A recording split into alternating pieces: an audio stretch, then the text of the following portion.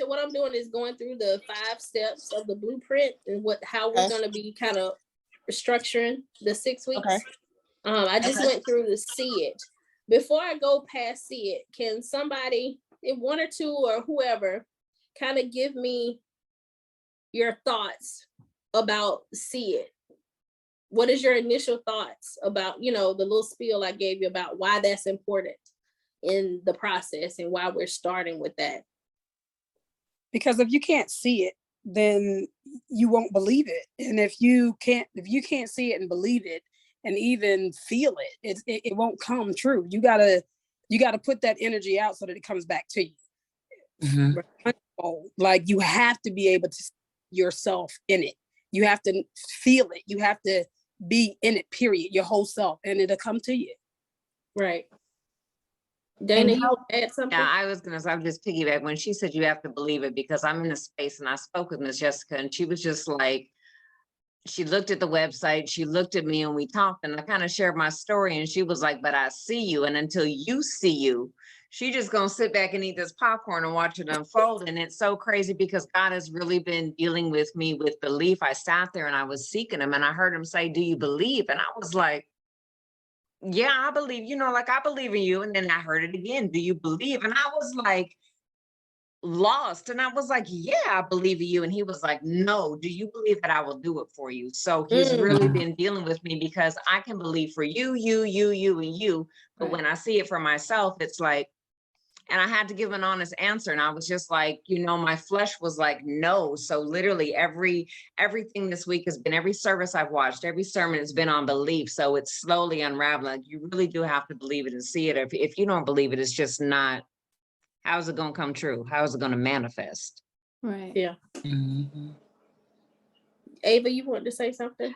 No, I was, and just piggybacking off of the ladies that just spoke. I mean, how can you attain something that you have no clue what that looks like? So you're grasping for something that you have, it's like hit or miss type of thing. So if I don't know exactly what my target is, I'm just hitting a miss, hoping, okay, well, maybe I got it this time. And that's going to lead to frustration. That's going to lead to setbacks. That's going to lead to possibly quitting in the process. Because there's no goal. What is the end goal in mind, and stuff. And I can relate to believing it for everybody else, seeing it for everybody else, being everyone's number one cheerleader, and then scratching my head like, God, did I miss you? Did we not talk about this? Right. So what am I not getting? Where are we going here? So I understand exactly what it feels like to see it for everybody else. And then have this blank wall right in front of you and say, okay, now it's time to paint your life. And I gave you the tools. So now what do I do with that? So yeah. Right. Yeah. Anybody else want to add anything? That was it. That was it. You say the benediction, you done? That was it. Yeah. Right. I think that's just a key step in manifestation. You have to be able to visualize it. You have to be able to see it. Like somebody said, you have to be able to sit in it, like feel it. You know what I'm saying? That's a key part of attracting that to yourself, is sitting in that, that feeling of, visualizing what it looks like with you in the middle of that, So yeah, I agree with everybody. Yeah. Has anybody read or listened to The Secret? Yep, that's it. So one of the major things in The Secret in manifesting things is, like, if you want a new car, it tells you to imagine yourself in the car. What does it smell like? What does it feel like? When you press the gas, how does it feel like? You really have to be able to see it, feel it, smell it, all of that. Like, I did that with a car and it worked. Like, it's so crazy. Not how I wanted it to. Now I had an accident, but I had to go get this car. But I literally visualized the same car, and I would just, because I had read the book, and I just visualized myself. Well, this is the kind of car I want. So I'm on the highway. I'm in my old car, and I'm thinking, what would it feel like to be in this car? It smelled like the new car.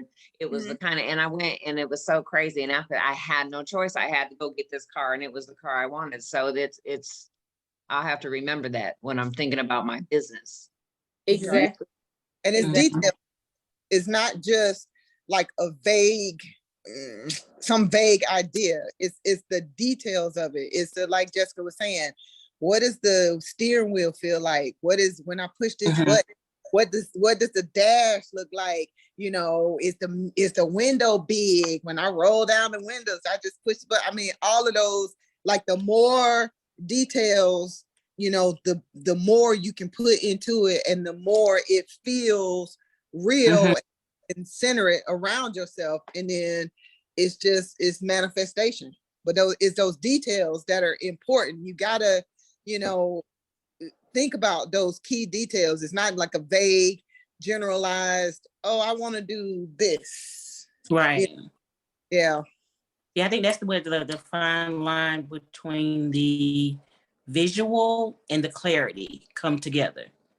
Like I can visualize something, like I did the car thing too. I visualized myself in a black car with a black steering wheel that said Jeep. I wasn't specific on the kind of Jeep, but I got that steering wheel in the black car. So you know what I'm saying? I can visualize a steak. I can visualize, I want a ribeye, but this is the sirloin. You know what I'm saying? So I think that's like the visual and the clarity steps in when you have to kind of know like to say, the details of it all. You have to be very specific when you're talking to God. But he said that And when you're listening. book, everything he said that is in the book, everything that he said, be Oh, yeah. specific and believe that it can happen. And I mean, it starts with you. So if you don't believe it, how are you going to get other people to believe in your dream or in your, to help you get to where you have to be believable. And if your that come through, they were like, chef, okay. But if you show passion, it energy jumps. You know what I mean? So It's gonna, contagious. yeah, it's gonna jump from that person from you to that person. You gotta be yourself, and I promise it'll just come through. Yeah. It's almost like an expectation. Just expect it. You know, don't say, well, what if, or you know, think about when, and just, hey, this is coming. My Jeep is coming with my black steering wheel with this, and just keep visualizing that. Keep putting yourself in the center of that visualization and expect it to happen, and it will. Absolutely. So, and we'll come back to it in a second once I finish outlining the steps, because that homework assignment, that was the first steps in you starting to visualize and see it and articulate it and truly like break down what it is that you see that you want to achieve.